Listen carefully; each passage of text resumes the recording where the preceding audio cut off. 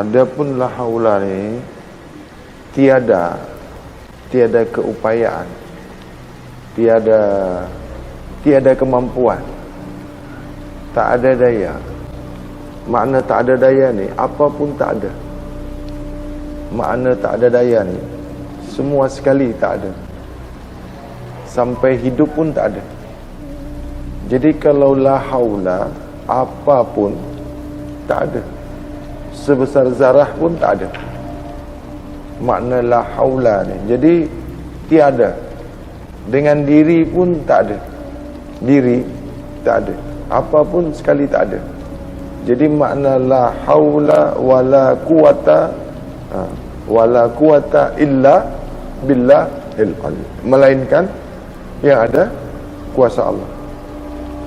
Jadi kalau kita sebut la haula, la haula quwata illa billah, itu kan kuasa. Bunyi kan kuasa tu. Kita cakap tak ada daya. Tu bunyi tu. Cuba sebut. Itu kuasa. Boleh berbunyi kan daya. Boleh bunyi itu daya, upaya. Berbunyi, macam mana tu? Aku ni tak ada daya, aku ni tak ada kuasa. Itu bunyi tu macam mana? Aku tak ada. Aku tak ada ni ada ke tidak ada? Tu kita ni belajar bab hakikat kan. Kalau dalam bab hakikat, batal lah kalau kita ni cakap aku ni tak ada daya, aku ni tak ada daya. Berbunyi, sebut itu upaya. Jadi kalau makna tak ada daya upaya tu macam mana? Sebut saya ni tak ada daya. Itu orang berdaya, itu orang berupaya. Itu makanya di bab syariat ini tak masuk, tak kena makna daripada la haula wala quwata illa billahil aliyil azim. Tak kena dengan apa yang ditafsirkan tu. Adakah orang bercakap tak ada daya pula? Berbunyi, aku tak ada daya, aku tak ada. Kalau aku cakap aku tak ada kah? Berbunyi ada ke tidak? Bunyi, sebutkan bunyi, ada daya ke tak ada? Kalau dah berbunyi, ada ke tidak? Itu kalau dengar bunyi azan, la haula wala quwata illa billahil aliyil azim, dah tak gerak pun. Banyak saya tahu, saya dengar tu. Kalau bunyi azan, kita dengar ni, telinga ni dengar, tak nak beranjak, duduk aja. Lagi dia buat hal lagi, buat tak tahu. Sebut saja la haula, ini pendusta. Nanti di akhir hayat nanti rasakan. Banyak sangat tu saya dengar. Saya tahu tu. Mana-mana guru yang cakap macam tu. Dia kata apa? Kalau kita sembahyang, solat, kena masuk neraka wail. Pendusta. Itu dusta tu. Berdirilah, kita geraklah. Mari mengerjakan solat, mari tegakkan solat. Kenapa cakap bukan disuruh sebut la haula? Penipu, dusta, pendusta, itulah pendusta agama. Dah dengar hayya 'alas solat, mari bergegas, mari buat, mari tegakkan. Apa pula panggil la haula pula? Itu memodohi diri. Ada dengar tak suara azan tu? Dengar tak? Kenapa tak buat? Kenapa tak berdiri? Kenapa tak bergegas? Saja je buat tak tahu. Kan? Allahu Akbar, Allahu Akbar. La haula wala quwata illa billahil azim. Penipu. Saya cakap engkau penipu, pendusta. Dusta kamu. Kalau bab hakikat, di bab hakikat, ingat ni saya cakap kalau di bab hakikat makrifat. Yang saya dengar di bab makrifat ni, orang kajian makrifat lagi banyak sebut macam itu. Itu pendusta, penipu, pembohong. Kalau ada guru makrifat mengajarkan itu guru makrifat pembohong, pendusta itu. Jahanam kau. Nabi makrifat tak?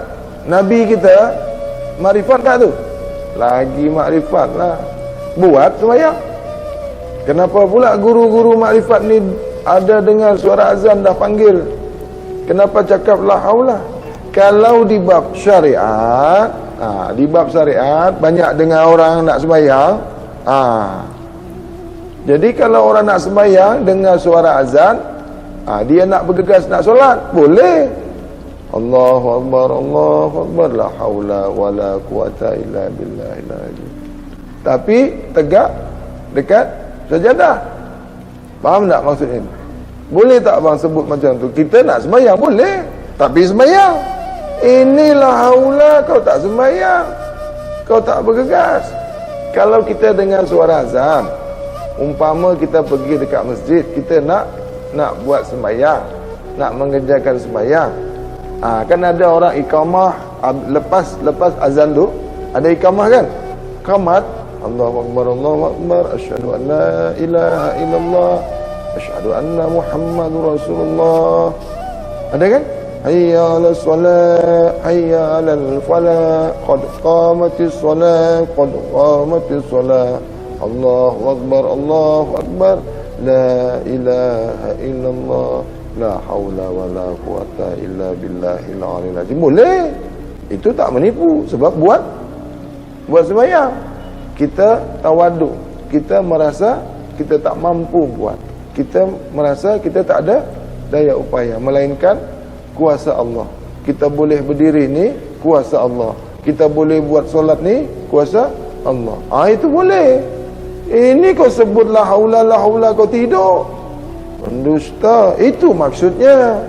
Bukan orang tegak berdiri depan sajadah tu, depan tikar sembahyang tu saya cakap dusta, bukan. Ini boleh faham, jangan salah faham pula. Bila kita nak sembahyang, dah nak sembahyang, dah siap-siap ni, dah ready nak buat sembahyang, ada dengar iqamat, ada iqamah, boleh. La haula wala quwata illa billahil azim. Dengar suara iqamah tu boleh, tapi buatlah. Itu mentawadukkan. Tawaduknya hamba Allah ni, kita ni, yang memang semua yang apa kita buat ni kuasa Allah. Itu boleh. Jangan dengar azan, dengar iqamah, buat tak tahu aja la haula. Buat tidak, saja je buat, saja dia cakap. Ni kalau aku buat ni pergi ke neraka well ni. Kalau buat masuk neraka why. Tak buat ke surga pergi. Habis yang sebut la haula ni apa hal? Sebut la haula ni apa hal? Saja aja buat. Saja tak nak. Dia kata apa? Kalau aku buat ni pergi. Dia dah tahu benda ni lalai. Dah siap tahu dah. Ni aku kalau buat ni lalai. Buat salah, tak buat pun salah juga. Jadi kena buat yang betul. Allah inginkan yang Allah nak tu, yang Allah nak tu, yang sebenar-benar buat, yang semurni-murninya solat, fokus, usuk, syahadat, solat, puasa, zakat, sedekah, infak, sampai bila dah mampu kita pergi melaksanakan haji. Ini kan semua syariat ni, benda peka ni, boleh tengok kitab, boleh buka dekat kitab. Tak payah jawab. Orang hakikat mana ada bunyi-bunyi jawab. Buat ajalah. Allah tak tahukah kita ni nak buat sembahyang tak? Kena jawab lagi. Kalau di bab hakikat makrifat, cakap la haula wala quwata illa billahil aliyil azim, menipu, dusta tu. Bunyi tu kan kuasa. Kalau kajian hakikat makrifat, hakikat makrifat saja, jangan pergi ke syariat, nanti gaduh. Kalau kita buka kajian, kita mengaji hakikat makrifat, jangan pergi ke syariat. Bukan tak buat syariat. Ini kan kena faham. Yang banyak sekarang ni kajian makrifat tak buat syariat. Yang saya cakap ni mengaji hakikat makrifat, jangan campur syariat. Faham perbezaan tak? Macam mana saya nak pergi atas lagi ni? Yang ni saja tak habis lagi. Tuan-tuan belum faham lagi ni. Mengaji hakikat makrifat, jangan pergi ke syariat. Gaduh, tak kena, berbeza maknanya. Contoh, kalau la haula wala quwata illa billahil azim, di bab syariat ini perkara biasa, tak kena apa-apa dah, biasa je, no hal. Kalau di syariat boleh buat, dah depan sejadah tu, la haula wala quwata illa billahil azim. Cuba buka minda kita, buka akal kita. Malu tak kita cakap kita ni tak ada daya? Dah nak berdiri sembahyang, kita cakap tak ada daya. Bernapas pun ada daya, celik mata pun ada daya upaya. Kenapa selalu cakap la haula? Tak nak ada daya kah? Tak bersyukur ke Allah bagi daya upaya dengan kita ni? Yang daya upaya Allah ni dah ada dengan kita. Tak nak kita syukuri. Selalu tidak mensyukuri apa-apa yang dibagi Allah kepada kita. Bukankah daya upaya ni daripada Allah? Sudah pun ada kepada kita, sehingga kita ni boleh buat sembahyang, bekerja, kan? Boleh fikir. Tidak ada satu perbuatan kalau tak ada izin daripada, itu bukan serah balik kepada Allah. Tidaklah satu daya upaya yang ada dengan kita ni kalau bukan izin Allah. Itu serah balik ke Allah kah? Itu makna serah balik ke Allah kah? Serah balik ke Allah kah? Itu serah balik ke Allah. Itu apanya yang kita nak serah balik kepada Allah? Allah dah bagi kat kita permanen dah. Nafas kita ni nak serah balik ke Allah kah? Perbuatan kita ni nak serah balik ke Allah? Rezeki kita ni nak serah balik ke Allah ni? Macam mana ni? Cuba boleh jelas ni. Yang mananya kita nak serah balik kepada Allah? Innalillah ni hak Allah, kembali kepada Allah. Jadi kalau bab kembalikan kepada Allah, balik semula kepada Allah, bukan bab la haula. Ini yang nak dibuka ni bab innalillah ke bab la haula? Melompat. Inilah kita ni muzakarah. Kita ni bukan nak bergaduh, kita bermuzakarah, berbagi, berkongsi. Betul tu makna la haula dalam hakikat, kan?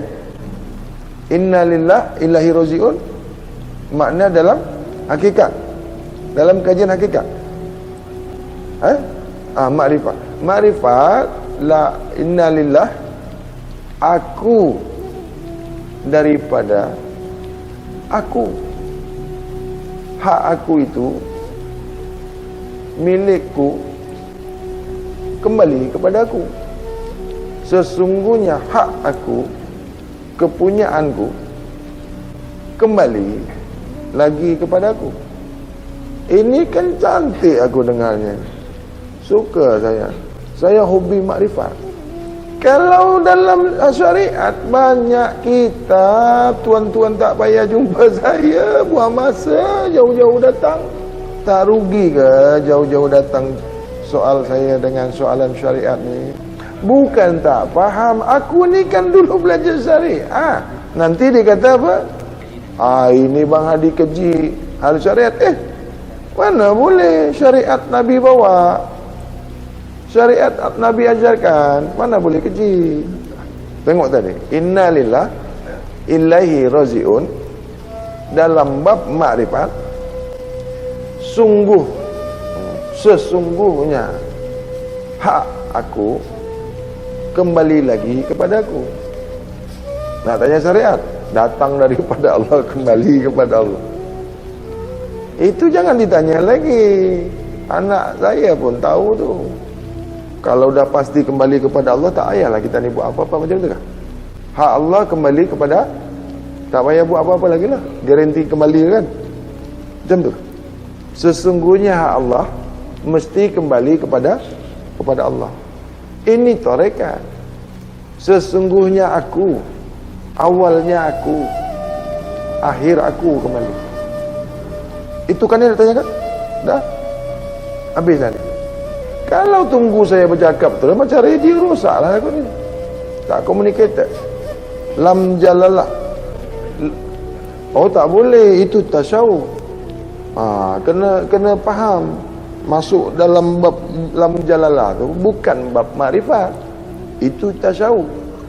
Berdiri alif, rukuk waw, duduk dal, sujud mim, itu tasawuf.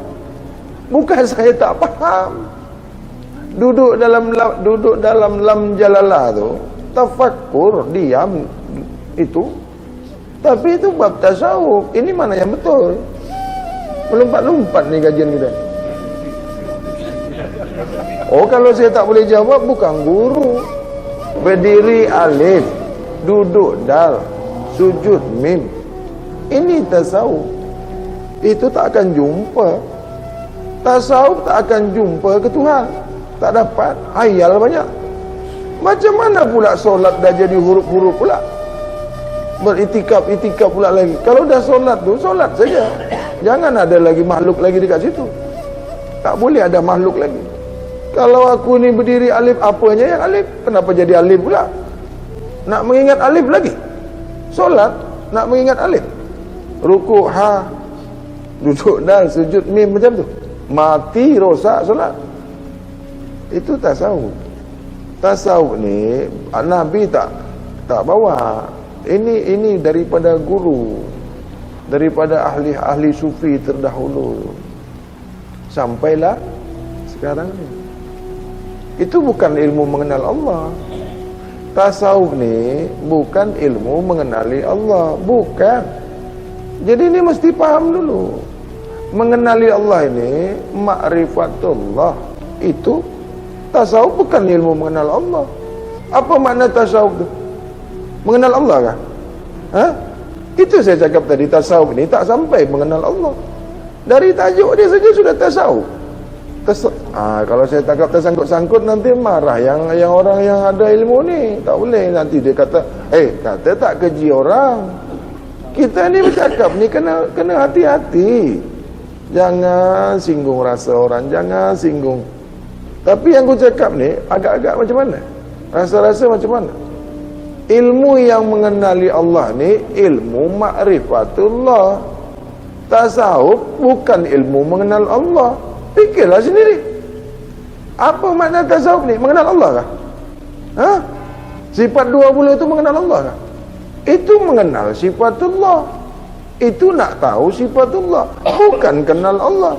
Yang dikenalnya sifat Allah saja. Sifat 20. Nak mengenal Allah itu, mengenal sifat Allah, mengenal Allah kah? Mengenal sifat manusia, mengenal manusia kah? Inilah peringkat keilmuan ni mesti faham. Nak mengenal Allah, kenal sifat-sifatnya dulu, boleh. Tapi kau tak kenal Allah, kau kenal sifat Allah saja. Mengenal sifat manusia, mengenal manusia kan? PK itu, PK ya, bab PK, bab hukum. Bab PK, bab hukum. Bab sifat 20 ya, bab mengenali sifatullah. Bab syariat itu ya, bab syariat itu ilmu dasar, asas. Bab tarekat itu bab perjalanan mengenal Allah. Bab hakikat itu sampai. Bab makrifat itu bab kenal. Ini kan ada maksud sendiri-sendiri.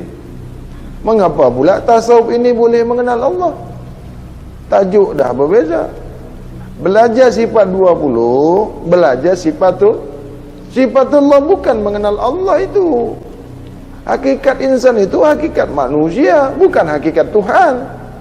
Ini boleh jelas, boleh faham. Macam mana kita ni nak mengenal manusia ni? Kita katakan kita nak mengenal Tuhan pula. Ini kan dah apa jadinya ni umat ni sekarang? Hakikat insan, hakikat manusia, bukan hakikat Tuhan, bukan hakikat Allah. Kalau di bab mengenal yang man arafaha nafsahu faqad arafa rabbahu, ini bab ma'rifatullah, bukan bab hakikat insan. boleh ada man arafaha nafsahu faqad arafa rabbahu, itu bab ma'rifatullah. Barang sesiapa nak mengenali Allah, maka mengenal dirinya sendiri. Siapa mengenal dirinya sendiri akan mengenal Tuhannya. Siapa mengenali diri akan mengenal Tuhan dirinya. Ini luas, panjang, banyak macamnya. Bolehkah dalam hakikat insan ni mengenal Allah? Boleh. Ilmu biologi boleh kenal Tuhan ke? Boleh. Kenapa pula ilmu tasawuf ni boleh mengenal Tuhan pula? Mengapa pula ilmu hakikat insan ni boleh mengenal Tuhan pula? Tajuk dah lari, tajuk dah ke mana perginya? Hakikat insan. Hakikat manusia, ilmu manusia, mengenali manusia. Lepas tu boleh tak mengenal Tuhan? Tanyalah dengan orang hakikat insan. Salah ke ilmu ni? Tak. Ada tak saya cakap salah? Ada tak saya cakap salah ilmu ni? Tak ada. Ilmu apapun semua daripada Allah. Syariat ke, tarekat, hakikat, makrifat, kalam, musyahadah, ghaib. Sifat 20, sifat 99, sifat 40. Sifat tunggal, satu esa. Sifat dua yang sama, tiga tak berbeza. Ada sifat 20 aja. Pakailah, gunalah. Ilmu ni kan banyak, luas ilmu ni. Andaikan air laut tu dijadikan dawat dia, daun-daun pokok ni yang ada di dunia ni bahkan ditambah 100 kali ganda lagi, tak akan habis ilmu ni. Banyak. Senyap lagi. Jauh-jauh datang tuan-tuan ni nak tanya pasal ini ke? Soallah saya yang tuan-tuan tengok dekat YouTube tu. Bawalah soal tu. Yang kan kata dekat YouTube ni tak putus kan? Cuba balik ke saya balik. Bawa dekat YouTube tu, tengok YouTube, mana yang tak kena, yang muskil, bawa balik jumpa kat saya. Arkitek bawa soalan formen. Saya arkitek bawa pasal enjin. Macam mana ni? Faham tak saya ni? Nur Mutiara Ma'rifatullah. Kajian saya Nur Mutiara Ma'rifatullah. Tuan bawa pasal fiqh dengan saya. Macam mana saya ni? Macam mana agak-agak? Oh, saya nak try ni Bang Adi. Aduh, buang masa tuan-tuan tu. Boleh tengok TV, banyak kitabnya. Bab solat, bab puasa, bab haji, zakat. Lagi bagus buka buku. Tunggu datang semua. Kawan kan ada belakang. Tapi saya bagi yang sudah sampai ma'rifatullah. Air mutlak ni air suci tak? Saya bagi dengan yang dah suci. Ini air mutlak ni air suci lagi. Abang Hadi ni tak betul lah, janji tak betul. Berpulang lah. Kalau tuan-tuan betul sudah masuk, sudah lepas, habis, sudah bab kesucian, demi Allah, demi Rasulullah, demi ibu yang mengandung saya 9 bulan 10 hari, saya akan bagi buka. Itu guru penipu kalau tak bagi. Saya bukan penipu. Tuntut saya sampai di akhirat nanti. Buat apa tuan-tuan ambil yang suci ni kalau tuan-tuan tak suci? Bolehkah tuan-tuan balik kepada Maha Suci kalau tuan-tuan sekali tak suci? Tuan kan belum habis belajar. Kenapa minta sijilnya? Dulu sekolah tak? Ada pergi sekolah tak dulu? Dapat sijil dulu kan lepas pemeriksa? Ambil sijil dulu. Okeylah, malam ni saya bagi sijil lah. Tak ada masa lagi kan? Boleh, saya buka air mutlak ni. Air mutlak ni air suci lagi mensucikan. Tak ada di badan kita, tak ada di luar tubuh kita, tak ada di luar jasad kita, tak di bumi, tak di langit. Air suci lagi mensucikan. Tak ada baunya, tak ada rasanya, tak ada warnanya. Adakah dalam dunia ni? Air mana yang tak ada bau, tak ada rasa, tak ada warna? Mana airnya? Tak ada. Nak minta yang tak ada kah? Carilah tu air yang tak ada rupa apa. Kenapa boleh ada tu? Kenapa boleh ada? Sebab janji Allah tu ada bagi siapa yang Yang tahu. Ilmu ni kan tahu. Ilmu ni tahu. Yang dah tahu berilmu.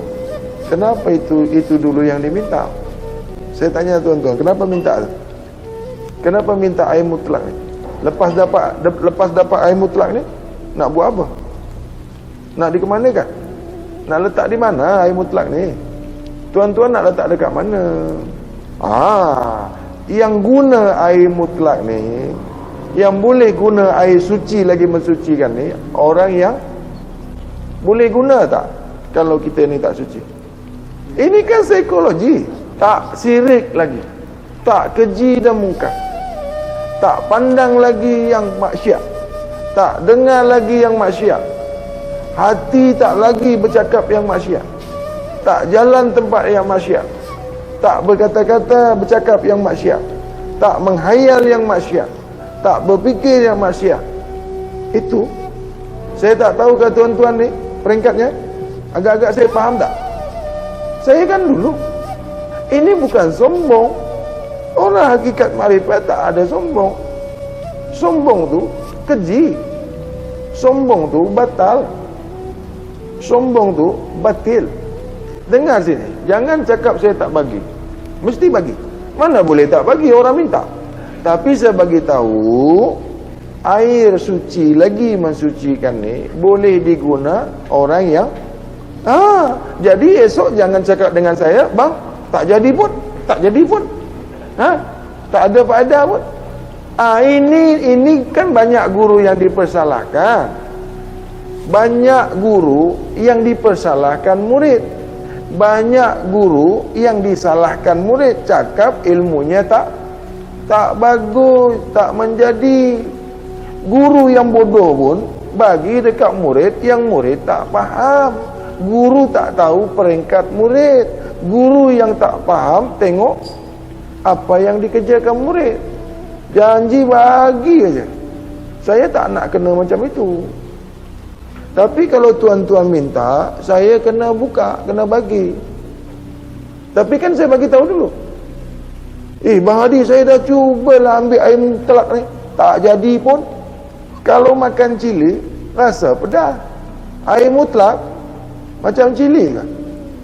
Tuan-tuan tak tanya ke saya guna air mutlak ni berapa tahun boleh dapat? Tak nak tanya? Tak payahlah. Tak payah. Terperanjat boleh mati. Kan macam ini kan? Boleh faham betul-betul. Boleh nyaman ilmu Allah ni. Tuan-tuan kan nak betul, nak dapat, nak jadi, ilmu jadi kan? Saya kena bagi tahu kaedahnya. Tapi kalau tuan-tuan nak ambil saja, saya bagi juga. Tapi tak ada. Kita selalu bawa kereta, orang bagi lori, ambil, bawa balik. Tapi boleh drive kan? Apa ni lori, saya bawa kereta, dia bagi lori pula. Sama, tayar 4 juga, enjin ada juga. Ini maksudnya. Jadi seorang guru yang bijaksana, seorang guru yang berfatanah, tahu apa yang muridnya minta. Budak-budak minta pisau, bagi ke? Budak-budak, ayah aku nak ambil pisau lah, bagi. Anak kita 7 tahun minta kunci kereta, tuan-tuan bagi tak? Ini tuan-tuan minta kunci kereta ni, boleh bagi. Budak boleh guna tak? Ini tuan-tuan datang dengan saya minta kunci kereta, bukan kunci kereta, kunci kapal terbang. Tapi sebab saya sayang, saya bagi juga. Sebab kita sayang dengan anak, kita bagi juga. Anak tu pegangkan kunci kereta tu. Tapi boleh jahanam budak ni. Nak rosakkan anak kita, tak payah tunjuk ajar, bagi aja duit banyak-banyak. Nak buat anak kita ni jahat, nak buat anak kita ni jadi orang gila, nak buat anak kita ni jadi jahanam, tak payah tunjuk aja yang jahat tu. Tak payah bagi tunjuk aja. Bagi duit aja banyak-banyak, jadi jahanam sendiri tu. Cubalah nanti. Cubalah. Nak buat jahat anak kita, nak degil, tak payah tunjuk aja. Nak, ini buat yang degil ni, kau buat macam ni. Tak payah. bagi Jahanam. Adakah orang tua tunjuk ajar anak berjudi? Ada tak? Isyak dadah, ada tak? Macam mana dia boleh pandai tu? Support dia. Nak berlumba, bagi kereta. Pandai solat. Tapi kalau nak mengenal Allah ni, ada tak? Macam mana anak kita ni kenal kepada Allah? Ada tak orang tua nak tunjuk ajar anaknya? Kalau anak nak jadi pelumba, tak payah tunjuk ajar. Kenapa pula anak ni nak mengenal Allah? Kenapa tak tunjuk ajar dekat dia? Ayah tak tahu. Tak kenal lagi. Inilah taklah sama. Guru yang bijaksana, guru yang fatonah, dia tak nak muridnya ni celaka. Tak nak. Ayah yang baik, ayah yang bijak, yang bijaksana, tak nak anaknya celaka. Ayah minta kunci kereta, ayah tanya, engkau nak buat apa? Orang yang nak kereta ni, yang boleh drive ni 18, 20 tahun, engkau masih kecil lagi. Kalau ayah bagi engkau, bagi pun kau pegang kunci kereta ni, tapi kau pegang je lah. Drive tak boleh. Buat apa nak? Belajarlah dulu, kan? Kalau bapak Jahanam, dia bagi dia je kunci kereta tu. Sekali budak-budak ni dia bawa kereta, Jahanam lah anak kita. Kalau ada ayah bagi kunci kereta dengan anak, maknanya ayah dia dulu pun macam tu juga. Ayah pun dulu dia curi kereta ayah dia juga tu. Saya buka air mutlak, nak tengok. Sedap sangat kalau sijil ni diambil. Memang mana-mana tu, memang sijil memang kena ambil lah. Memang itu dulu, kan? Betul tak? Tuan-tuan kan selama ni kan jumpa guru berbeza, yang tuan-tuan jumpa guru tu berbeza dengan tuan-tuan jumpa sekarang ni. Okey. Apa tadi soalannya tu? Aku adalah kau. Faham tu? Maksud akulah kau itu, asma aku tu zahir pada dirimu. Akulah kau itu, af'alku zahir pada dirimu. Maksud akulah kau itu, sifatku zahir pada dirimu. Maksud akulah kau itu, zatku zahir pada dirimu. Bukan kau Tuhan.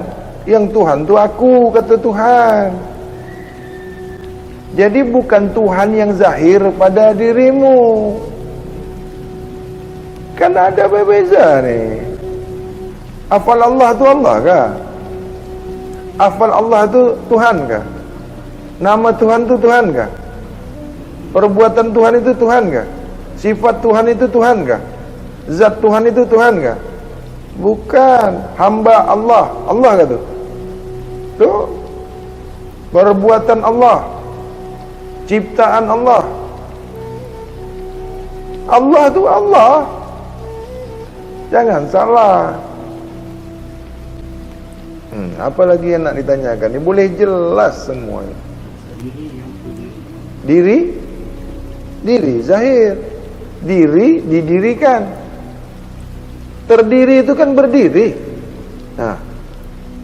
Jasad, diri terdiri, diri yang berdiri, diri nyata, udah. Kan ada susah. Diri terperi itu bayangan diri masa dalam mimpi itu.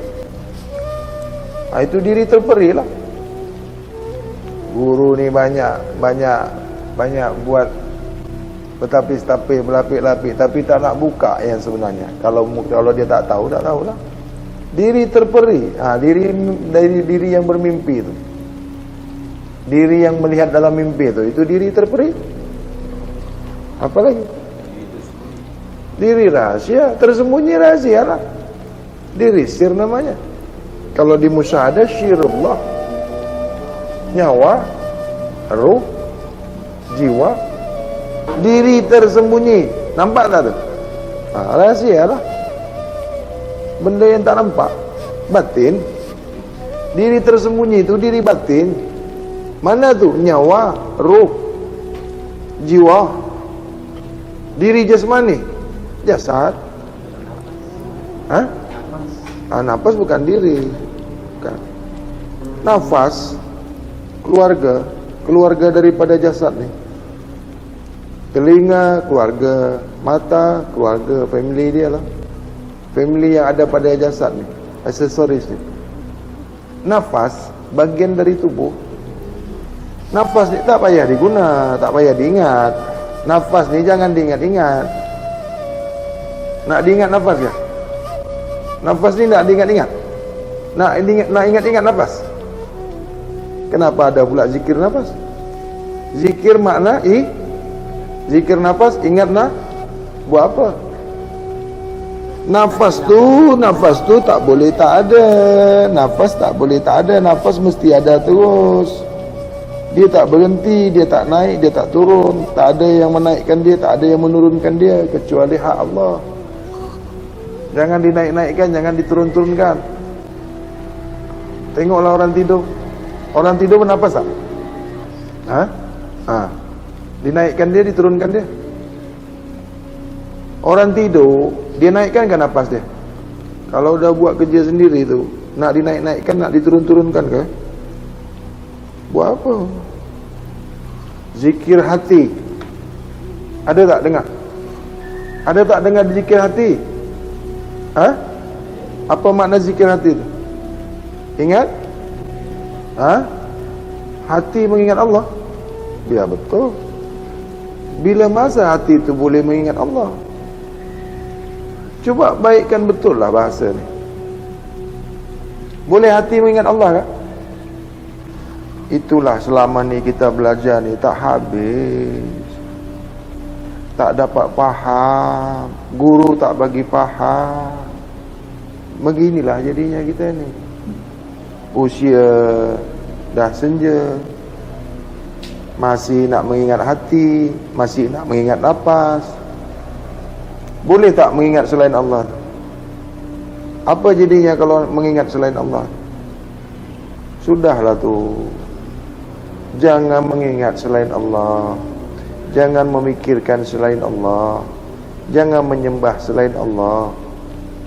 Jangan memandang selain Allah. Baru kaji betul. Kenapa boleh terjadi macam itu? Kenapa kita selalu orang tunjuk ajar kita macam tu, kita ikut tu? Kenapa tu? Apa masalahnya? Kenapa kena tipu dengan guru? Kenapa boleh guru tu boleh tipu murid tu? Macam mana kaedah nak membersihkan diri? Okey. Macam mana cara membersihkan diri? Di surat Abasa ayat 24, sesungguhnya siapa saja mengaku manusia, hendaklah dia memperhatikan makanan. Jaga pemakanan kita. Kawallah pemakanan kita. Maksud air 9 ni, 9 panca indera kita ni, 9 daripada indera kita ni, jangan sampai maksiat. Maksud mandi air 9 ni, mata ni jangan memandang yang maksiat, telinga ni jangan dengar yang maksiat, pikiran ni janganlah berfikirkan yang maksiat. Itu makna mandi air 9. Kalau kita mandi pakai air tu, mampu pun tak bersih-bersih juga. 7 daripada anggota tubuh kita. Kawal lah, jangan sampai ada yang maksiat. Ada air nurani ni. Air nurani ni, hati kita ni jangan maksiat. Mudah sangat kan?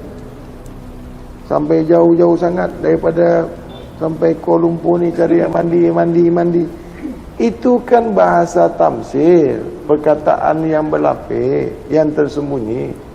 Kalau guru tak nak bagi, tak akan buka. Saya tak rugi buka benda ni. Buka habis. Bukan perkara yang mahal ni. Tapi kalau tuan-tuan tak buat, jadi mahal lah dia. Esok esok kita 1 minggu lagi, 7 hari lagi nak berpulang kepada Allah, mandikanlah air ni. Bukan mandi dengan air tu takkan bersih, takkan suci dah.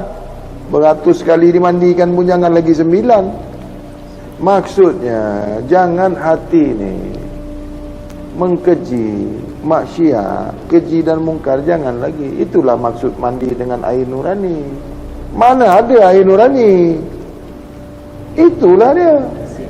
Tolaklah semua 7 perkara ni, tolak. Jangan ada maksiat. Dah mandilah kita tu. Mudah kan? Tak boleh pengakuan-pengakuan. Mengaku-mengaku dah mandi tu tak bersih. Sucikanlah mata kita ni. Itulah mandi kita ni. Kalau orang hakikat ni kan dengan hakikat. Yang mandi-mandi, bunyi mandi tu syariat. Aku tak percaya kita syariat. 70 tahun lamanya mandi pun tak bersih juga. Masih buat maksiat, itu orang tak mandi. Bila tak buat lagi maksiat, itu orang dah mandi. Mata, telinga, hayalan, pikiran, rasa, hati, perbuatan, perkataan, tolak semua. Bersihlah. Itu yang dikatakan bersih, suci. Apa mandi apa kalau mata ni masih terjelik lagi tengok yang maksiat? Itu orang dah mandi ke? Itu orang dah berwuduk ke? Nipulah. Kalau Tuhan minta buka. Rugi ke saya buka ni? Ha? Ada satu yang kurang kepada saya? Tak. Kalau Tuhan tak buat, itu yang rugi. Tapi Tuhan dah minta ni dengan saya, tak buat. Macam mana perkaranya? Tanggung sendiri. Sudah datang orang yang bagi tahu, sudah berjumpa orang yang bukakan, tapi tak buat juga, nanti tanggung sendiri. Aku tak reda, tak ikhlas kalau benda ni Tuhan ambil tapi tak buat. Tuhan kan minta perkara, minta amanah. Bila amanah ni tak jalan, apa jadinya? Kan banyak orang minta, tapi dia saja, tapi dia tak buat. Kena esok. Dah tahu kan? Tak buat macam mana? Tahanlah sendiri. Saya pun, kalau saya tak buat, saya sendiri pun kena. Bukan yang saya bagi tahu saja. Adakah saya bagi tahu saya buat sendiri? Adakah saya tunjuk ajar saya tak buat? Itu guru penipu namanya, munafik. Kalau Tuhan tak buat, kena sendiri. Dah minta kan? Kan amanah tu. Bang Hadi, saya minta macam mana nak laksanakan air 9. Saya dah buka, tuan-tuan tak buat, tak kena. Hukum jatuh. Ilmu ni kan tahu. Kalau dah tahu, tak buat, terimalah padahnya esok. Habis tuan tanya ni untuk apa? Simpan dekat poket. Tuan tanya ni, tuan tak nak buat. Alhamdulillah. Bila masa lagi kita nak buat lagi? Ada namanya air Nur Muhammad. Minta juga lagi.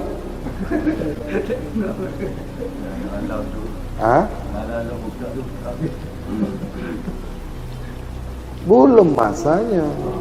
Buatlah dulu yang diminta tadi. Nanti datang, saya tengok bagus, elok, haluskan lagi. Pisau tu kena asah lagi. Mana boleh pisau satu kali asah terus tajam. Berguru dengan YouTube ni padam. Nak tanya dekat mana? Takkan sama orang yang mendengar dengan orang yang belajar tu, jauh sangat perbezaannya. Bagaikan langit dan bumi. Terpandang, tertengok, terjeling pun kena. Tak sedar, tengok pun kotor. Saja buat pun kena. Tak saja pun, buka saja dah maksiat. Buka mata, maksiat dah. Bila kau memandang yang bukan hak Allah, maka batil pandangan kamu. Bila kau membuka pendengaranmu yang bukan pendengaranku, maka batillah pendengaranmu. Kalau kau berbicara, berkata-kata yang bukan perkataanku, maka batillah perkataanmu. Jadi kita hidup ni, selama kita hidup ni, sentiasa kita ni buat dosa. berpuluh-puluh tahun lamanya kita ni sentiasa dosa. Lagi hati kita yang kotor, yang busuk ni, yang mengata orang. Bunyi tidak, tapi dalam bunyi tak, dalam keji. Tengok orang salah, kita kata, "Oi, kenapa lah guna baju tak senonoh."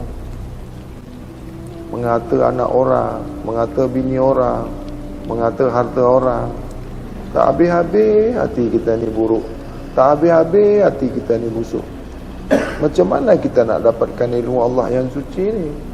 Macam mana yang Maha Suci ni nak bagi ilmu kepada kita? Luas sangat. Faham maksiat ni banyak sangat. Itu sudah kita telajak aja hati kita ni. Telajak aja hati kita ni. Dia cakap, "Oh, ini makanan kau ni apalah, dah maksiat tu." Apalah, ada ikan, ada ayam, daging ni semua Allah jadikan, kenapa tak makan? Macam orang tak ada duit pun cakap, kan? Itulah tipu daya iblis tu, tipu daya syaitan. Sentiasa mengintai kita. Sentiasa, itulah ujiannya. Nak jadi suci ni, lagi disucikan Allah ni tak mudah. Bersabarlah kita. Nabi kita pun orang keji juga. Kan ada khusatun hasanah, ada contoh. Ada contoh kan. Nabi kita orang keji dia mana lah? Nabi kita tu makan roti gandum, makan buah kurma. Kalau dah terbiasa, orang tak keji. Dia tu memang macam itu. Ada duit pun dia tak makan dah. Kalau dah hari-hari, saya kan dulu macam tu juga. Jangan lagi orang lain, tetangga, jiran semua cakap saya ni macam-macam. Pergi kedai makan, pakai kereta, tengoklah yang dia makan. Tahu tempe, muka dia pun dah macam tempe tahu, kata dia. Macam tak ada duit, kata dia. Duduk kereta, makan nasi lemak. Macam orang tak ada duit. Kedekut sangat, kata dia. Macam-macam lah dia cakap. Tapi yang cakap tu cepat mati dia. Saya dah tengok orang yang cakap saya macam-macam tu mati. Kena kanser, diabetik, jantung, ginjal, sama-sama hidup sama-sama. Sekarang kan ni niat hati kita. Semua itu dilakukan, dibuat dengan niat. Kalau niat kotor, niat tak betul tu, itu yang buat pandangan kita tu jadi kotor. Bermula daripada hati kita, niat kita ni. Kita memandang ni, niat apa ni? Niat maksiat ke tidak? Mesti pemandangan kita ni baik, bagus. Itu makanya jangan makan yang kotor-kotor, nanti hati kita kotor. Bila hati kita ni dah kotor, pendengaran, hayalan, fikiran mesti kotor. Tengok yang baik pun boleh jadi tengok kotor. Tengok bini orang, tengok bini kita. Ini kalau tengok yang selempit-selempit tu, tengok perempuan pakai seluar, boleh nampak isi seluar tu. Kalau itu makrifat pula, sampai pula makrifat dia. Tembus makrifat dia tu. Tengok perempuan pakai seluar, nampak benda tu, apa balik tu, boleh jumpa dia. Makrifat pula. Kenapa dengan Allah kita tak macam itu? Sebut saja nama Allah tu, terasa Allah macam mana. Boleh nampak Allah tu. Sebut saja, boleh nampak. Macam itulah buat. Itu kan rasa. Jadi kalau niat hati kita ni memandang dengan maksiat, maka maksiatlah dia. Macam mana rasa orang tidur tu? Memandang tapi tak melihat. Celik mata tapi tak memandang. Ada telinga tapi tak mendengar. Untuk yang maksiat, dengarkanlah yang bukan maksiat. Tutuplah telinga tu. Bukan telinga tu ditutup. Bawalah pergi dengar yang elok-elok, yang baik-baik. Itu maksudnya. Ini mah dicakap tutup telinga, dah pergi tutup telinga pula. Itu budak-budak tu tak pandai membawakan diri kita ni. Apalah perbezaan kita ni dengan budak-budak kalau tak pandai kita membawakan pandangan kita. Nabi makan kambing ni di masa Aidul Adha, di masa hari raya kurban. Nabi berpesan, apabila kau nak makan haiwan ni, bersihkanlah dagingnya daripada darah. Sesungguhnya di dalam daging itu ada darahnya. Darahnya tu haram, dagingnya itu halal. Darah itu haram, dagingnya yang halal. Kambing tu tak semuanya halal. Sekarang ni bunyi kambing saja halal dah. Taik kambing pun halal juga, kaki kambing pun halal juga, ekor kambing pun halal juga. Kalau bunyi halal tu semua halal kah? Buka minda lah. Kulit kambing halal juga, bulu kambing. Macam mana yang dikatakan dalam halal itu ada haram? Daging tu halal. Darah yang ada pada daging tu haram. Adakah bunyi kambing terus semuanya halal? Babi itu haram. Tengok babi haram juga. Astaghfirullahaladzim. Kenapa tak cerdik? Kenapa tak syidik? Ini bawa babi pun haram, tengok babi pun haram, lewat tempat babi pun haram juga. Ini kan tak cerdik. Bawa babi pun haram juga. Astaghfirullahaladzim. Inilah pemikiran-pemikiran manusia ini. Kan itulah saya cakap, manusia berperingkat-peringkat. Ada manusia, gambar saja manusia, bentuk saja manusia. Dalam tu hantu dalam dia. Haiwan, rupa saja rupa manusia. Ini bukan manusia. Tengoklah, dia berfikir macam tu. Dengar bunyi babi saja haram dah. Dengar bunyi lembu halal. Ini manusia yang macam mana? Tak berakal. Pendek sangat akal tu. Habis kalau tengok perempuan, bini kita kan perempuan. Tengok perempuan semua bini kita. Pandai pula tahu pula tu. Oh ini bini aku, ini bukan. Kenapa makan daging tu tak tahu mana yang halal, mana yang haram? Kalau tengok perempuan pandai pilih tak? Mana yang bini kita, mana yang bukan? Pandai. Tengok makan tak pandai. Ini apa yang buat pikiran kita macam ni? Kenapa boleh macam tu? Macam mana tu? Sebab jumpa guru penipu. Kenapa saya cakap guru penipu? Dia tak tunjuk ajar yang sebenar, tak bagi halus kajian tu. Mengaku guru tapi menipu. Dia sendiri tak buat, dia suruh orang buat. Banyak kan guru cakap, kau jangan makan ni, kau jangan makan tu, tapi tengok guru mekilat perut dia. Kenapa guru makan ni? Saya guru, saya kan guru, jangan ikut. Saya dah sampai dengan Tuhan dah, jadi semua boleh makan. Guru dah sampai makrifat, jadi hantam semuanya. Batal hukum dah, batal hukum, tak guna hukum lagi. Halal haram hantam. Masa kita beranak, darah hitam tu tak ada. Di belah dada Nabi tu masa nak isyrakkan mi'raj. Bukalah Al-Quran. Itu kan tamsil. Itu tamsil. Mana pula nak dada Nabi tu dibelah? Mana ada operate dulu? Maksudnya suci. Nabi tu mensucikan hatinya daripada kekotoran-kekotoran perbuatan keji dan mungkar. Barulah boleh mi'raj. Orang yang nak mi'raj tak akan boleh mi'raj, tak dapat rasa mi'raj tu kalau tak suci. Itu maksudnya. Buanglah kekotoran hati kita ni. Hati kita ni kan pada dada kita ni. Buanglah semua kekotoran-kekotoran tu. Bersihkan semua. Jangan ada maksiat lagi, jangan ada kekotoran lagi. Tak boleh. Tak sedap sembahyang. Jangan ada maksiat dalam hati kita. Sebesar zarah pun jangan ada lagi kalau kita nak mi'raj. Masa di Gua Hira, Nabi berjumpa dengan malaikat Jibril dengan wujud yang sebenar, dengan rupa yang sebenar. Nabi kita tengok malaikat Jibril tu dengan rupa sebenarnya.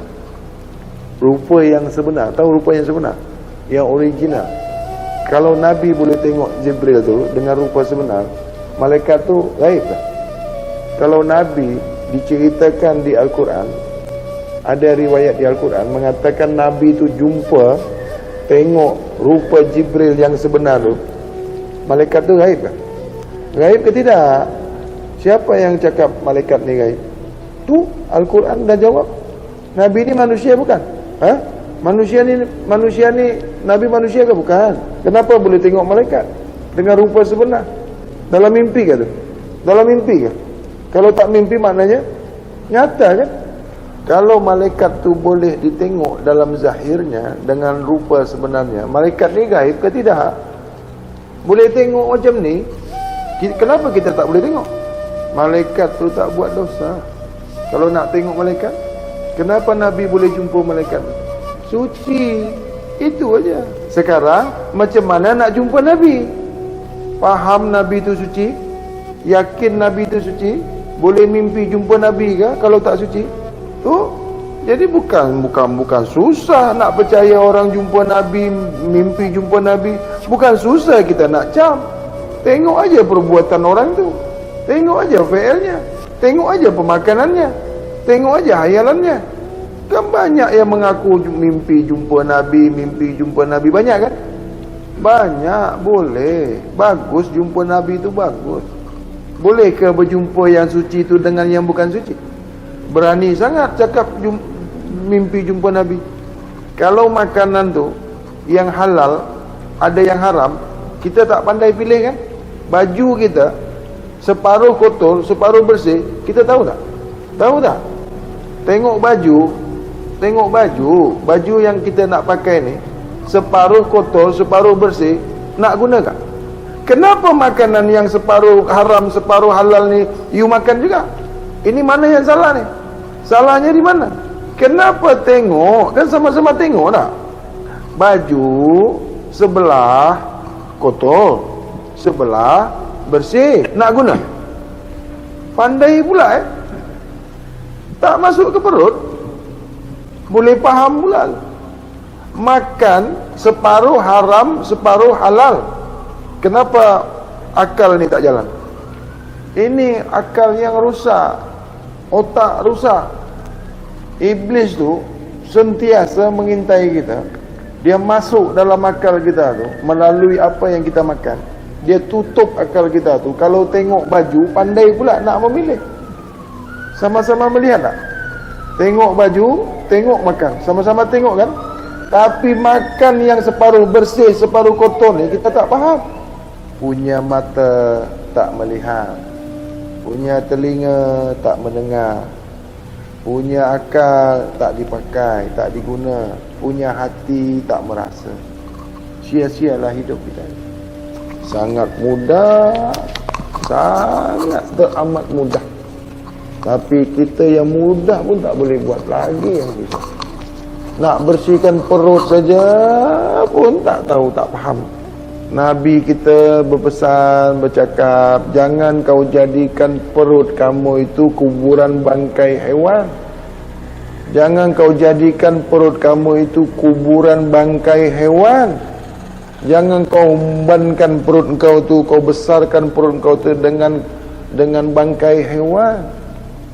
Apa maksudnya tu? Adakah Nabi buat macam itu? Nabi dah larang dah. Kenapa kita tuduh Nabi makan hewan? Nabi cakap jangan kau jadikan perutmu itu bangkai hewan. Kita cakap pula Nabi makan hewan. Bolehkah macam tu? Nabi itu syidik, tabligh, amanah, fatanah. Pernahkah Nabi itu menyampaikan yang dia sendiri melanggarnya? Nabi cakap jangan kau jadikan perut kamu itu bangkai hewan. Lepas tu dia masukkan pula ke perutnya haiwan tu. Agak-agak macam mana ni? Rasa-rasanya macam mana? Adakah Nabi berbuat macam itu? Kenapa kita cakap Nabi itu makan haiwan, makan kambing? Adakah Nabi itu tak sesuai dengan perkataannya? Adakah? Bodohkah Nabi itu? Kalau dia bodoh tak jadi Nabi, jadi ubi. Pandanglah yang banyak tu kepada yang satu. Buatlah macam kita ni tidur. Buat macam tidur. Bukan tidur. Rasalah macam kita ni rasa tidur. Orang tidur tu macam mana? Memandang tak? Mendengar tak? Macam itulah. Boleh tak maksiat pandangan kita tu? Yang satu pandang yang satu. Jangan dibalik lagi. Itu membalik-balik. Terbalik-balik lah jadi. Tak ada makna lah dia. Pandanglah yang banyak tu kepada yang satu. Pandang yang satu kepada yang satu. Fokuslah dia jadinya. Bawalah pandangan yang banyak tu kepada yang satu. Walaupun kita tengok yang banyak ni, tengoklah satu saja. Kebaikannya, maksudnya, jatuhkanlah kepada niat kita memandang tu. Maksud daripada pandanglah yang banyak tu kepada yang satu, jatuhkanlah niat memandang tu dengan yang elok, yang baik. Apa niat kita memandang? Maksiat ke? Kalau memandang yang maksiat ni, satu kita pandang, jadi banyak dia. Itu yang dimaksud dengan pandangan maksiat. Pandangan yang baik tu, walaupun kita terpandang yang maksiat, tapi niat kita ni bukanlah untuk memandang yang maksiat, maka dia bukanlah pandangan yang maksiat. Janganlah diteruskan pandangan tu. Kita kan dah tahu itu semuanya daripada kekotoran hati kita. Kalau hati kita ni kotor, tak akan ada niat yang baik tu. Tak jadi niat yang baik tu. Sebab hati kotor, selalu makan benda yang kotor. Kita bawa pandangan yang elok, yang baik pun dia tak nak. Kita tak boleh kontrol pandangan nafsu tu. Kan ada pandangan nafsu, ini yang tak boleh kontrol ni. Jadi buruklah kita. Sentiasa nak tengok yang maksiat, dibawa dia pandangan kita ni pergi yang maksiat. Sebab kita sentiasa makan yang kotor-kotor, yang bercampur-campur. Kita ni tak nak makan yang bersih. Macam mana pandangan kita ni nak bersih? Ini bukan senang ni, susah. Dah terbiasa. Dari kecil dah sentiasa makan yang kotor-kotor. Fa'il kita pun, perbuatan kita ni pun kotor lah. Sentiasa makan yang kotor. Tapi kalau kereta kotor, tak nak pula masuk. Pandai pula ni. Ini kan tipu daya syaitan. Tipu daya iblis. Dia masuk dalam otak kita. Tiap-tiap yang berbau busuk tu, tiap-tiap yang berbau busuk tu mesti ada kotor. Apa tanda kotor? Bau busuk. Badan kita ni pun kalau bau busuk mesti ada yang kotor. Itu garanti, pasti. Tiap-tiap yang berbau busuk kotor. Hati kita, mulut kita ni, kubur, dubur, kalau bau busuk kotor. Perempuan kalau berbau busuk, faratnya tu, tahu faras? Nak aku sebut lagi? Kalau berbau dia kotor. Islam ni smart, bersih. Mengaku Islam, benda bau busuk, tak pandai jaga. Ini bukan cerita lucah, ini bukan cerita kotor. Perempuan kalau buang air tu tak bagus, tahu tak bagus. Sehari tu sekali saja buang air. Ada kala 3 kali sehari baru buang air. Itu bau busuk badannya. Siapa yang jaga isteri kita, bini kita ni? Siapa? Mak kita yang jaga. Nanti orang jaga baru tahu. Nak tunggu orang baru ni, jealous semua apa, cemburu. Kita ada isteri, kita tak jaga. Nanti orang jaga, orang lain ambil. Macam tu juga isteri. Isteri tu yang baik, jaga suaminya, kawal suaminya. Boleh jangan diambil. Diambil jiran. Orang jeling sana dengan jeling sini dengan suami kita. Lagi suami handsome, kawal lah. Buatlah sedap-sedap dengan suami tu. Ini sayang, apa?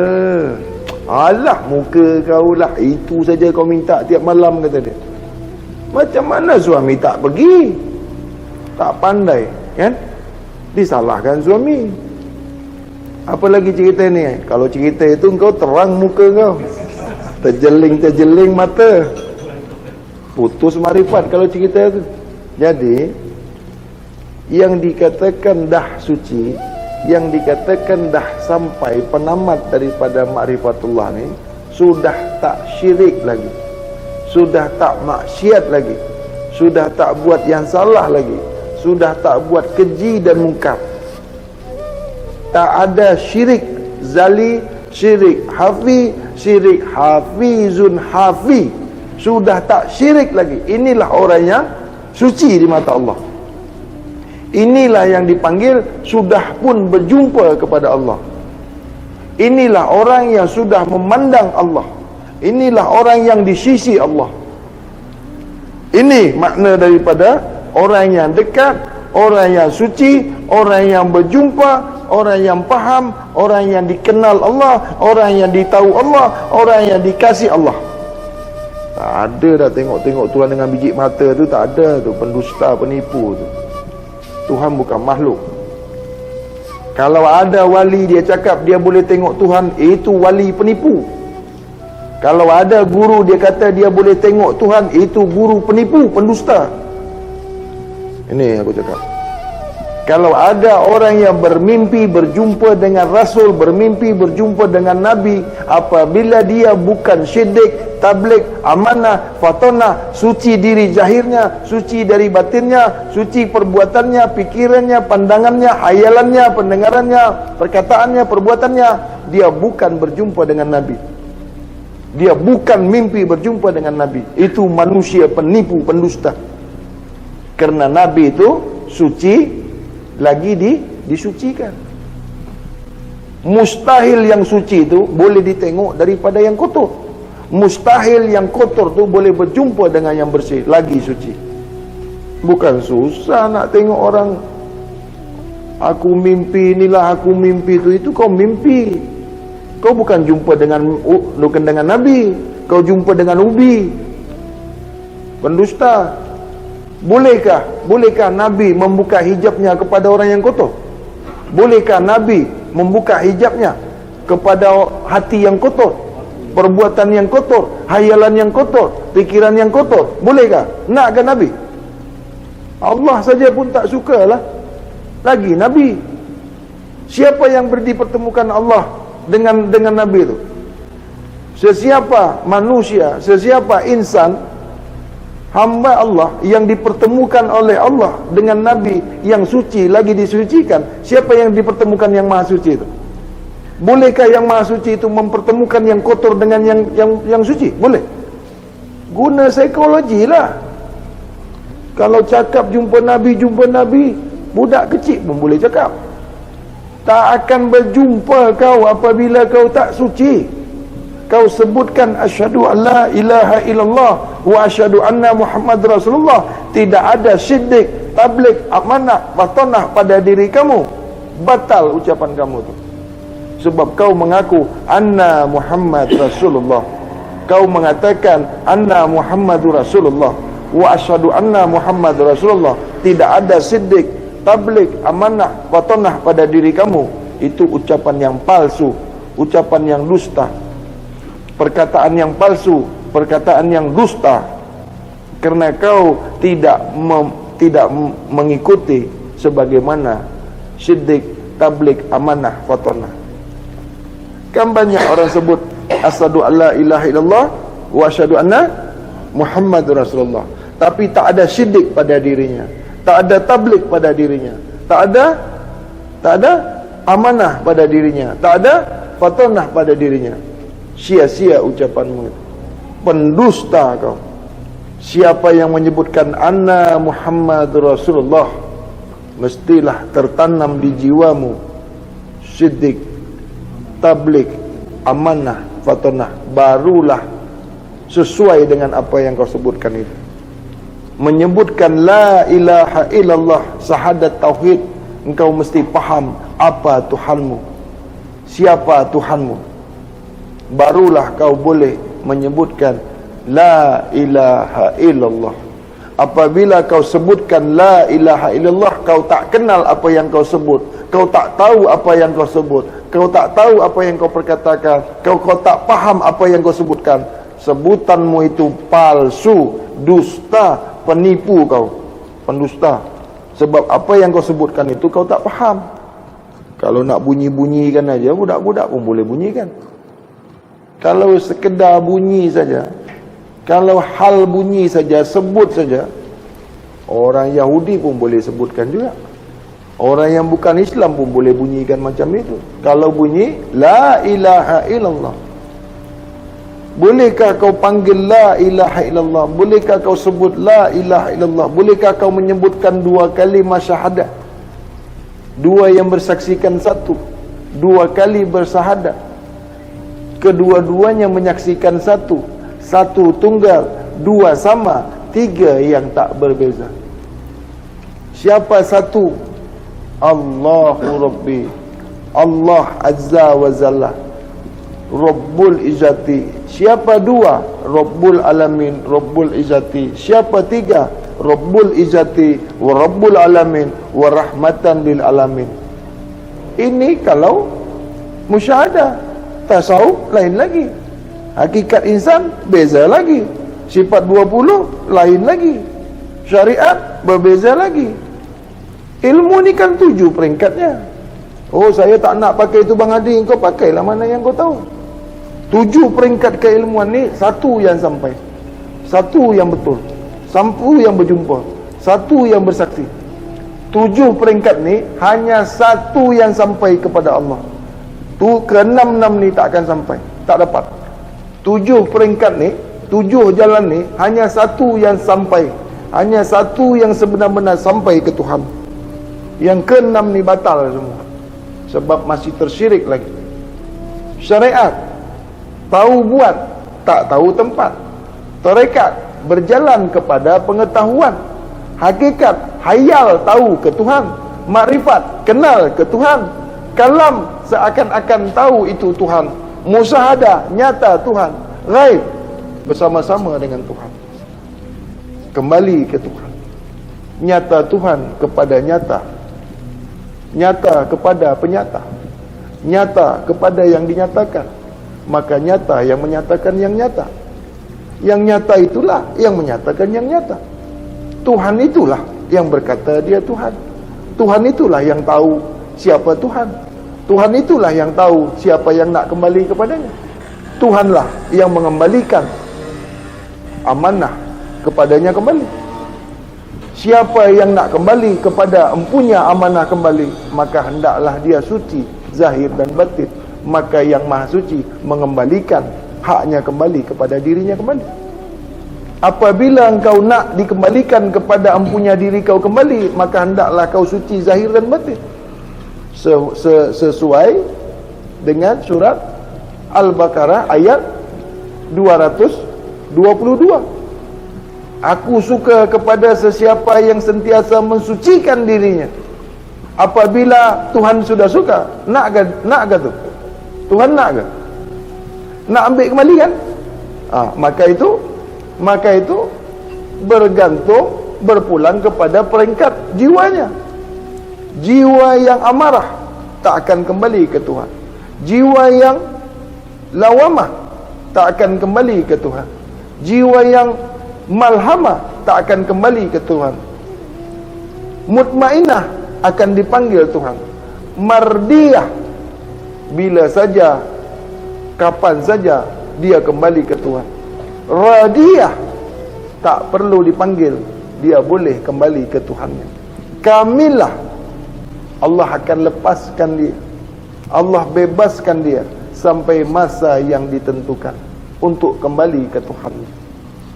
Jadi kalau jasmani, nurani, rohani, lepas tu suryani.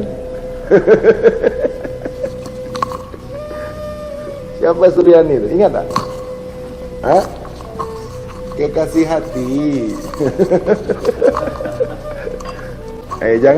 Jangan tambah yang belakang tadi tu. Itu gurau lah. Boleh jangan stres, relax lah.